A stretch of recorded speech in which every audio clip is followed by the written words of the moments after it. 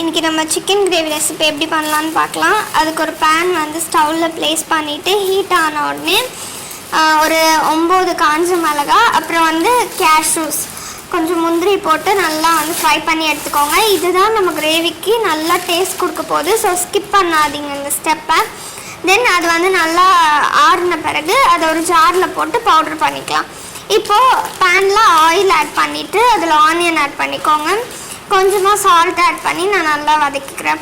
இப்போ வந்துட்டு chicken wash பண்ணி எடுத்து வச்சுருக்கோம் ஒரு பவுலில். அதில் வந்து கொஞ்சம் மஞ்சள் தூள், குழம்பு மிளகாய் தூள், அதுக்கப்புறம் வந்து கர்டு கொஞ்சம் ஆட் பண்ணி நல்லா மிக்ஸ் பண்ணி ஒரு 10 to 15 minutes நல்லா விட்டுருங்க மேரினேட் பண்ணுறதுக்கு. அதுக்கப்புறம் அதே ஜார்லேயே இந்த பவுடர் அரைச்சி எடுத்துகிட்டு வந்தோம் இல்லையா, அதில் வந்துட்டு டொமேட்டோ ஆட் பண்ணி பேஸ்ட்டாக அரைச்சி எடுத்துக்கலாம். இப்போது நம்ம வந்து இந்த சைடில் பேனில் வந்து ஆனியன் வந்துட்டு நல்லா வதக்கிட்டு இருந்தோம் இல்லையா, அதில் வந்து ஜிஞ்சர் கார்லிக் பேஸ்ட் வந்து ஆட் பண்ணி நல்லா வதக்கிக்கிறேன். இப்போது வந்துட்டு நம்ம மேரினேட் பண்ணி வச்சுருந்த சிக்கனையும் இதோட ஆட் பண்ணி நல்லா மிக்ஸ் பண்ணிக்கலாம். அதுக்கப்புறம் நம்ம பேஸ்ட்டாக அரைச்சி எடுத்துகிட்டு வந்திருந்தோம் இல்லையா, அந்த டொமேட்டோ, அப்புறம் அந்த கேஷ்யூ, அந்த பவுடர், அதை வந்து அந்த பேஸ்ட்டாக இதோட நம்ம ஆட் பண்ணிக்கலாம். நல்லா கொஞ்ச நேரம் வந்துட்டு க்ளோஸ் பண்ணி ஒரு 10 minutes நல்லா மிக்ஸ் பண்ணின பிறகு இதில் வந்து நம்ம கரம் மசாலா ஆட் பண்ண போகிறோம்.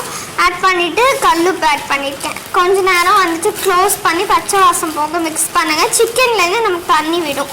உங்களுக்கு வந்துட்டு எவ்வளோ கிரேவி மாதிரி வேணும்னா நீங்கள் அதுக்கேற்ற மாதிரி வாட்டர் ஆட் பண்ணலாம். இல்லை நான் குழம்பு மாதிரி வேணும் அப்படின்னா அதுக்கேற்ற மாதிரி வாட்டர் ஆட் பண்ணி மிக்ஸ் பண்ணிக்கோங்க. கஸ்தூரி மேத்தி கொஞ்சம் லாஸ்ட்டாக வந்து ஆட் பண்ணிக்கோங்க. ஆட் பண்ணிவிட்டு கொத்தமல்லி இலை கொஞ்சம் ஆட் பண்ணிக்கலாம். இந்த சேனல் பிடிச்சிருந்தா சப்ஸ்கிரைப்